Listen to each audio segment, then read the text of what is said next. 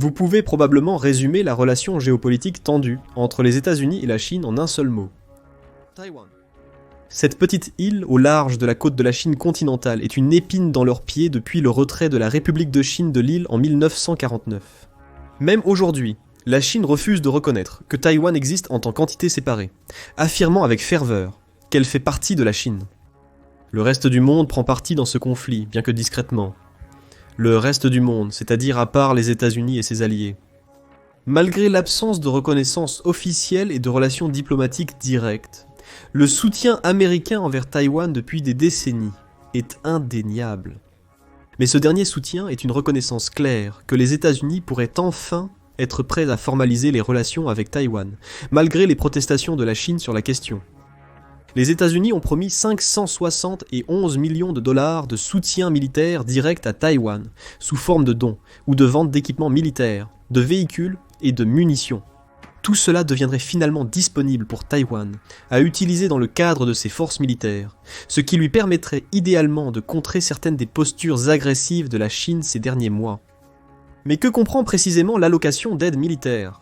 Cela menace les relations entre les États-Unis et la Chine, et pourrait avoir des conséquences importantes. Dans cette vidéo, nous examinerons ces points, et expliquerons en quoi cela pourrait être dévastateur pour la Chine. Tout d'abord, approfondissons un peu plus les spécificités de ce que comprend cette série d'aides militaires. Compréhensiblement, les gouvernements américains et taïwanais restent discrets lorsqu'il s'agit de divulguer les spécificités réelles du type et de la quantité d'équipements que Taïwan va obtenir cette fois. Selon une déclaration directement de la Maison-Blanche, cette série d'aides militaires comprendra jusqu'à 560 et 11,3 millions en articles et services de défense, du département de la défense et de l'éducation et de la formation militaire pour assister Taïwan, l'un des rares détails concrets, qui ont été divulgués, et la répartition des paiements, où environ 265 millions de dollars iraient à l'achat et à l'équipement de 300 systèmes de radio tactiques, et un autre 30 millions de dollars iraient à 16 supports de canons. Cependant, il n'y a pas de spécificité sur le type et le modèle de l'un ou l'autre équipement. Il n'y a donc guère de pointe à spéculer sur son contenu avant que d'autres nouvelles ne finissent par émerger. Malheureusement, les acquisitions militaires d'une telle envergure peuvent prendre des années. Même si Taïwan paie immédiatement, la réception de nouveaux équipements pourrait prendre plusieurs années avant d'arriver dans le pays. Ce n'est pas le premier lot d'aide militaire envoyé par les États-Unis en 2024. En septembre, l'administration Biden a approuvé une autre aide militaire et des ventes à Taïwan pour 567 millions de dollars. Une fois de plus, aucun détail majeur n'a été donné sur le type d'aide fournie, seulement qu'elle profiterait directement aux capacités militaires et de défense nationale de Taïwan. À l'époque, Taipei s'inquiétait d'un manque d'avions de combat opérationnels. Toutefois, il est incertain que cette demande ait été satisfaite lors de l'envoi ou dans un envoi ultérieur. Le précédent paquet d'aide militaire a accentué comment les forces armées américaines utilisent fréquemment le concept de guerre asymétrique et veulent aligner Taïwan sur cette doctrine. Les États-Unis sont reconnus pour posséder des armes et des systèmes de défense très avancés, ainsi qu'un accès quasi illimité aux capacités de surveillance et de drones via ses alliés de l'OTAN et d'autres pays comme le Japon et l'Australie. Bon nombre de ces pays possèdent des armées très développées, avec leur propre design moderne rivalisant avec la technologie américaine, ou achetés directement à des fournisseurs américains. De l'autre côté, il y a des pays comme la Chine, la Russie, et dans une moindre mesure l'Iran et la Corée du Nord. Beaucoup ont développé des armes potentiellement comparables à leurs équivalents occidentaux sous certains aspects. Cependant, les États-Unis restent des années, voire des décennies, en avance en termes de technologie et de dangerosité. Pour compenser, ces pays utilisent souvent le principe que la quantité est une qualité. Ils utilisent des capacités industrielles plus robustes pour renforcer leurs armées et créer des équipements militaires fiables, mais relativement bon marché, qui peuvent être fabriqués en masse en une fraction du temps de leurs homologues occidentaux. Le concept de guerre asymétrique est également appliqué à la stratégie que les États-Unis et la Chine utilisent pour créer une pression militaire dans la mer de Chine méridionale. Dans ce cas, on peut soutenir que la Chine est l'agresseur, mettant sa marine en pleine vue lors de ses nombreux exercices de combat. Certains d'entre eux se sont dangereusement approchés de Taïwan. Pendant ce temps, les États-Unis exploitent de nombreuses bases militaires dispersées à travers les îles et archipels entourant la mer de Chine méridionale, créant un mur de résistance dispersé. En utilisant ses puissantes capacités de surveillance, ses options à longue portée et sa supériorité aérienne écrasante, les États-Unis ont pu suivre les mouvements chinois et maintenir un statu quo tenable dans lequel la Chine ne fait pas de gestes ouvertement agressifs envers Taïwan. Mais pourquoi Taïwan est-elle si importante pour les États-Unis ? La réponse est assez complexe, comme beaucoup de sujets liés à la géopolitique indo-pacifique. Taïwan n'est proche des États-Unis ni géographiquement, ni idéologiquement. Cependant, les liens de l'île avec l'Indo-Pacifique, notamment la Chine, la placent dans une position délicate aux profondes implications pour les États-Unis. La position de l'île en mer de Chine méridionale est cruciale. Comme elle se trouve à mi-chemin entre le Japon et les Philippines, et que son voisin le plus proche, du moins par la mer, n'est autre que la Chine elle-même, Taïwan coupe essentiellement l'accès de la Chine au Grand Pacifique. Actuellement, la Chine n'a pas la capacité de projeter sa puissance militaire au-delà de sa revendication dans les mers de Chine méridionale et orientale, limitant ses options maritimes et littorales. Guerre côtière. Considérez le scénario où la Chine parvient à annexer Taïwan. Dans ce scénario, la Chine peut développer des sous-marins, construire des bases militaires surplombant le Pacifique, restreignant ainsi la portée des États-Unis. Des opérations militaires, non seulement dans la région, mais dans le monde. Les États-Unis utilisent actuellement des bases de ravitaillement dans le Pacifique pour déployer leurs forces aériennes du continent vers le Moyen-Orient. Malgré un trajet plus long géographiquement, les États-Unis obtiennent un avantage en étant capables de déployer ces forces avec pratiquement aucune surveillance d'autres puissances, car la plupart du vol se déroule au-dessus de l'océan ouvert et n'est pas réglementé ou surveillé. L'autre aspect des opérations américaines à Taïwan concerne la notion perçue d'alliance à travers l'Indo-Pacifique. Le Japon, Singapour, la Corée du Sud, la Thaïlande, l'Australie et les Philippines ont tous des alliances avec les États-Unis et sont géographiquement proches de la Chine. Avec le soutien des États-Unis à Taïwan, tous ces autres pays ont un intérêt direct à faire de même. Le raisonnement est assez simple. Si les États-Unis abandonnent Taïwan, cela permettrait non seulement à la Chine d'étendre sa portée dans le Pacifique, mais obligerait également 5 pays à reconsidérer leurs alliances. Dans un scénario théorique où la Chine contrôlerait Taïwan, elle dominerait la mer de Chine méridionale. Bien que les 5 alliés des États-Unis soient techniquement alliés entre eux, ils sont géographiquement éloignés et divisés par les revendications maritimes chinoises. Ils auraient peu d'options. La première est de faire confiance aux États-Unis pour les défendre, notion qui serait diminuée s'ils avaient créé un précédent en abandonnant Taïwan. Ensuite, ils pourraient s'allier avec la Chine, ou l'apaiser, et accepter certaines exigences, ce qui nuirait probablement à leurs économies et indépendance géopolitique. Troisièmement, en Indo-Pacifique, la géopolitique et la projection de puissance militaire deviennent individuelles, chaque pays renforçant son armée et développant potentiellement des armes nucléaires, la Chine en possédant déjà. Dans tous les cas, l'Indo-Pacifique est déstabilisé. Les États-Unis y perdent de l'influence et risquent de rater des opportunités commerciales et économiques avantageuses. Une autre raison majeure pour laquelle les États-Unis et le monde pourraient avoir un intérêt direct à maintenir l'indépendance de Taïwan est l'économie. Cette petite île produit la majorité des semi-conducteurs et puces informatiques essentielles à presque toutes les industries, étant donné la dépendance mondiale à la technologie. Bloomberg a tenté de cartographier les répercussions sur le produit intérieur brut mondial dans des scénarios où la Chine bloque Taïwan, avec ou sans entraîner les États-Unis dans un conflit. Si la Chine instaure un blocus sur Taïwan, ses exportations s'arrêteraient, provoquant une potentielle crise économique mondiale, dépassant la crise des céréales des premiers mois de la guerre en Ukraine, ou les problèmes d'approvisionnement pendant la pandémie de coronavirus disease. Selon l'analyse de Bloomberg, Taïwan perdrait environ 12% de son produit intérieur brut en raison de l'arrêt complet du commerce. La pénurie mondiale de semi-conducteurs pourrait entraîner une baisse d'environ 5% du produit intérieur brut mondial moyen et de 3,3% du produit intérieur brut des États-Unis. Le second scénario, où le blocus chinois est contré par la déclaration de guerre des États-Unis et l'engagement de ses alliés dans l'Indo-Pacifique, présente des projections encore pires. Dans ce cas, le commerce entre les États-Unis, la Chine et divers pays de l'Indo-Pacifique serait également affecté par le conflit. L'économie de Taïwan chuterait de manière stupéfiante de 40%. Le produit intérieur brut mondial pourrait chuter de plus de 10% en raison des sanctions économiques et des tarifs douaniers que les pays s'imposent mutuellement. Toutefois, les pays d'Asie du Sud-Est seraient touchés de façon disproportionnée en entrant dans une économie de guerre et devant gérer le retrait de la Chine de son commerce.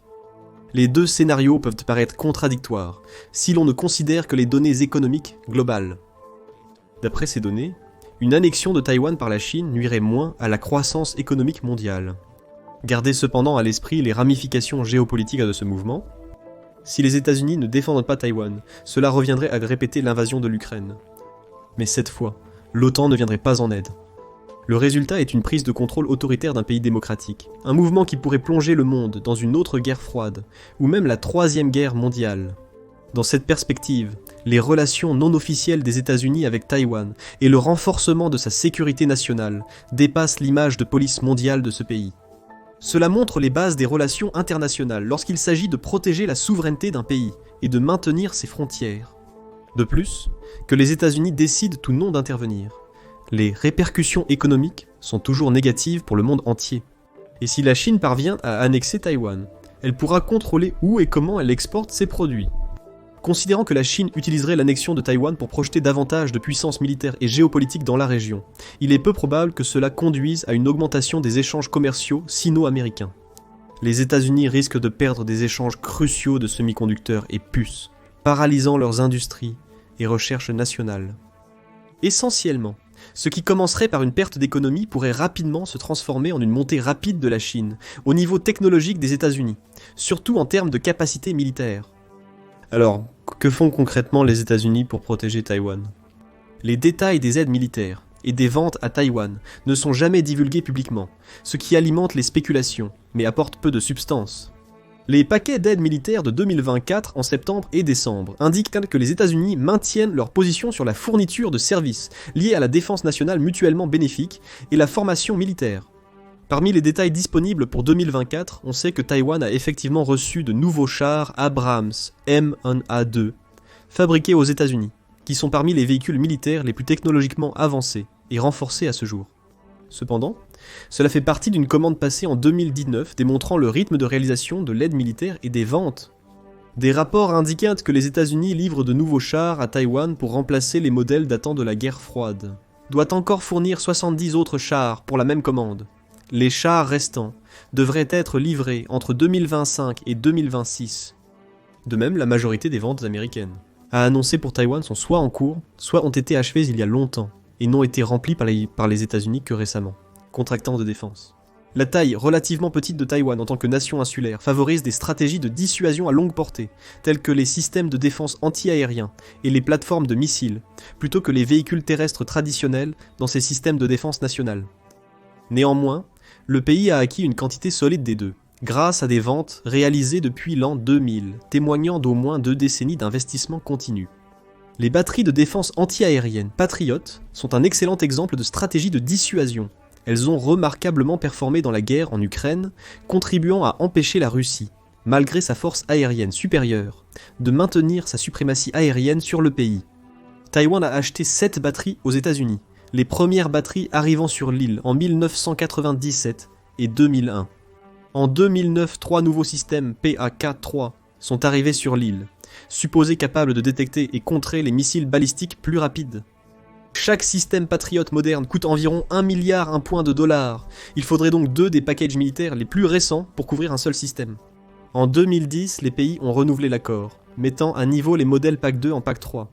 Puis, en 2022, les nations ont renouvelé un contrat qui comprenait désormais une commande de 100 missiles PAK-3 d'une valeur de 833 millions $. Les missiles devraient commencer à être livrés en 2025, la commande devant être terminée d'ici 2026. L'autre système à longue portée est le High Mobility Artillery Rocket System, également présenté lors de la guerre en Ukraine. Le High Mobility Artillery Rocket System est un système offensif mobile, conçu pour lancer des missiles qu'on à portée réduite mais avec une meilleure pénétration. En théorie, il pourrait lancer des missiles mer-sol contre les navires ennemis, limitant l'impact d'un blocus chinois et compensant le manque d'aviation taïwanaise. C'est la première administration du président Donald Trump qui fut responsable de la vente de 11 systèmes High Mobility Artillery Rocket System et 64 missiles à Taïwan, pour une valeur de 436 millions en 2020. Comme prévu, les systèmes arriveront entre 2025 et 2026 probablement par vague.